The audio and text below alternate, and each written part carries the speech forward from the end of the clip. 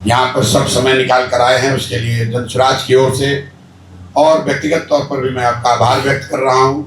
जो हम लोग के साथियों ने बताया, ये बात तो आप में से ज़्यादातर लोगों को पहले से संज्ञान में आपके है, कुछ चीज़ तो आप लोग भी देख रहे हैं। लेकिन आज के प्रेस कॉन्फ्रेंस का एक महत्वपूर्ण उद्देश्य ये है कि हम लोग सिर्फ इलेक्शन कमीशन में डेलीगेशन भेजकर या प्रेस वार्ता करके रुकने वाले नहीं हैं। बीजेपी ने 1000 वर्कर लगाए हैं, नेता लगाए हैं, अभिनेता बुलाए हैं, वो उनका अधिकार है। लोकतंत्र में हर पार्टी को ये अधिकार है कि वो जितना ताकत लगाना है लगाए, जो भी लोकतांत्रिक तरीके से अलाउड है वो कर सकते हैं। जनता उसको देखेगी कि भाई एक प्रशांत किशोर को हराने के लिए अपने गढ़ को कहे जाने वाले बांकीपुर में बीजेपी को कितनी ताकत लगानी पड़ रही है, कितना संसाधन, कितने नेता लगाने पड़ रहे हैं। और एक तरीके से जनसुराज से हम लोग बहुत खुश हैं। हम लोग इसको अपनी जीत मानते हैं कि जो भाजपा के नेता, सांसद, विधायक, मंत्री कल तक अपने क्षेत्र में नहीं जा रहे थे, कम से कम चुनाव परिणाम आने से पहले ही ये लोग बांकीपुर के जनता के पास जा तो रहे हैं।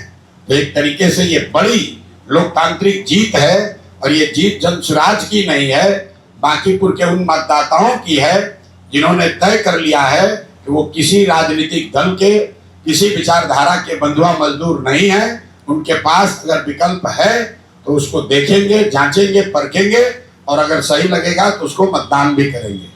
यहाँ तक ठीक है, राजनीति में आप 500 लीडर बुलाइए, हम लोग को दिक्कत नहीं है, लड़ाई वो लड़ी जाएगी। दिक्कत ये हो रही है कि आप प्रशासन का इस्तेमाल सिर्फ दबाव बनाने के लिए नहीं कर रहे हैं। हम लोग ये भी जानते हैं कि जिसकी सत्ता रहती है थोड़ा बहुत वो दूसरों को परेशान करता है।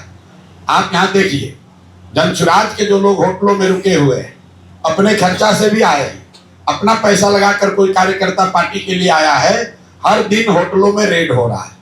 जरा हमको इलेक्शन कमीशन या प्रशासन ये बताए कि भाजपा के लीडर यहाँ पर क्या आकाश में रह रहे हैं? उन होटलों पर रेड क्यों नहीं हो रहा है? उनसे क्यों नहीं पूछा जा रहा है कि आपका बिल कौन दे रहा है? जो भाजपा के इतने लोग आए हैं, उनके रहने का, खाने का, उनके अमले का पैसा कौन दे रहा है? ये भी तो बताइए। लेकिन सबसे आगे जो कल घटना हुई है, पटना के डीएम ने जो ऑफिशियल ट्वीट करके ये फिर से वही घिनौना काम जो नवंबर 2025 में हुआ कि वोटरों के जागरूकता के नाम पर जो सरकार के हाफ पेड एम्प्लॉई हैं, जीविका दीदियां हैं, उनके जरिए फिर से महिलाओं तक पहुंच के उनको ये बताना कि अगर आप एनडीए को, भाजपा को वोट नहीं देंगे तो सरकारी सुविधाएं, आपका अनाज, आपका पेंशन, ये सब बंद कर दिया जाएगा। कल पूरे दिन हम लोग को ये सूचना आती रही है कि किस तरीके से जीविका दीदियां बैठके करके घर घर जाकर लोगों को बता रही हैं कि अगर आप भाजपा को वोट नहीं करेंगे तो आपका सरकार से मिलने वाली आपको सारी सुविधाएं बंद कर दी जाएंगी। और ये तब हुआ है जब डीएम ने अपने ऑफिशियल हैंडल से ये ट्वीट किया है कि जीविका की दीदियां यहाँ पर, और सिर्फ पटना की नहीं, पटना के इर्द गिर्द के कई इलाकों से जीविका दीदियों को यहाँ लगाया गया है और उनको ये जिम्मा दिया गया है कि घर घर वो जाएं और महिलाओं के बीच में बैठकर जागरूकता के नाम पर भाजपा के लिए वोट मांगे, उनको लालच दें, उनको डराएं। तो मैं इलेक्शन कमीशन से, हम लोग के साथी 2 बार मिले हैं, आज हम लोग फिर ऑब्जर्वर से मिलेंगे। उन्होंने जहां हमारे साथियों ने जो बताया है कि कल उन्होंने कहा है कि वो बिल्कुल आश्चर्यचकित हैं, क्योंकि चुनाव में सरकारी कर्मचारी भाग ले सकते हैं, चुनाव में जनता भाग ले सकती है। अर्ध सरकारी जीविका की जो दीदियां हैं, ये सरकारी कर्मचारी नहीं है और इनका चुनाव में इस तरह से भाग लेना, उनको ऑफिशियली हिस्सा बनाना, ये सरासर बेईमानी है बिहार के लोगों के साथ, लोकतंत्र के साथ और बांकीपुर के साथ। तो आज हम लोग इलेक्शन कमीशन के पास जाएंगे, उनको ये अंतिम 24 घंटे का मौका दे रहे हैं। अगर कल तक जीविका की दीदियों को पूरे इलेक्शन के प्रक्रिया से अलग नहीं किया गया तो कल हम लोग खुद, पार्टी के सब लोग, इंक्लूडिंग माई सेल्फ, हम लोग कल इलेक्शन कमीशन के सामने धरने पर बैठेंगे। ये हम लोग बर्दाश्त नहीं करने वाले हैं कि फिर वही कीजिए जो आपने नवंबर 2025 में किया। इलेक्शन कमीशन ये समझता है, यहाँ के पदाधिकारी ये समझते हैं कि डेलीगेशन आएगा, नोटिस देंगे, हम उसको इग्नोर कर देंगे, चुनाव जीत जाएंगे और फिर उसके बाद कहेंगे देखिए जनता हमारे पक्ष में है। भाई यहाँ पर भाजपा बिल्कुल हार रही है। अगर नहीं हार रहे हैं तो कल तक ये कह रहे थे कि कुत्ता बिल्ली को भी खड़ा करेंगे तो बांकीपुर जीत जाएंगे। आज इतनी घबराहट है कि पूरी की पूरी भाजपा लगी हुई है। लोग घर घर जा रहे हैं, किसी को समझाया जा रहा है, किसी को डराया जा रहा है, किसी को खरीदा जा रहा है, पैसा खुलेआम बांटा जा रहा है। ये सब हो रहा है। हम लोग इस पर ऑब्जेक्शन कर रहे हैं, लेकिन हम ये मान कर चलते हैं कि भाजपा ये सब करेगी।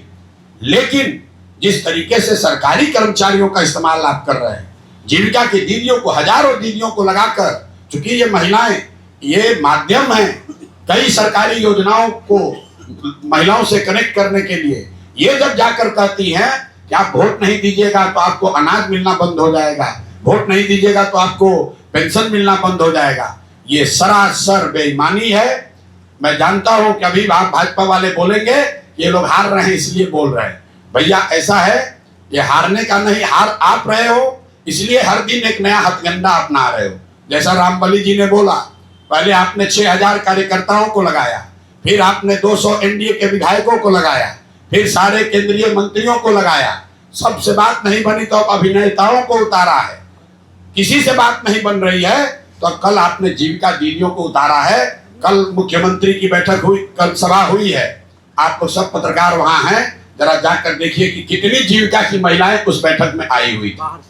पूरे इलाके से सरकारी खर्चे पर जीविका की महिलाओं को बस में भर के बाजाबता टारगेट देकर कल सभा की गई है। यहां तक भी चलिए मंजूर है, आपको भीड़ दिखा रहा है, दिखाइए, बांकीपुर की जनता उसको समझेगी। लेकिन जो यहाँ के सरकारी योजनाओं की बेनिफिशियरी महिलाएं हैं, उनको जीविका के माध्यम से जो धमकी दी जा रही है, उनको परसुएट किया जा रहा है, उनको ये बताया जा रहा है कि अगर आपने भाजपा को वोट नहीं दिया तो आपको मिलने वाली सुविधाएं बंद हो जाएंगी। ये सरासर अन्याय है, गैर कानूनी है, गैर संवैधानिक है। अगर चुनाव आयोग अगले 24 घंटे में इस पर संज्ञान नहीं लेता है, माननीय डीएम महोदय, अगर वो इसको अपने ट्वीट को हटाने से नहीं होगा, उनको ऑर्डर पास करना होगा कि कोई भी जीविका से जुड़ी हुई महिला, कोई भी कर्मचारी, सिर्फ जीविका नहीं, अर्ध सरकारी कोई भी कर्मचारी चुनाव आयोग के नियम के अनुसार चुनाव का हिस्सा नहीं हो सकता है।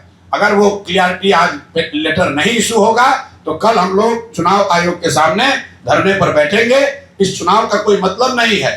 अगर आप वोटर को आपने 25 में खरीदा, आज आप उसको धमका रहे हैं, चूंकि आप सरकार में हैं, तो आप कह रहे हैं भैया नहीं दीजिएगा वोट, आपका योजना बंद कर देंगे, तो ये हम लोग को मंजूर नहीं है।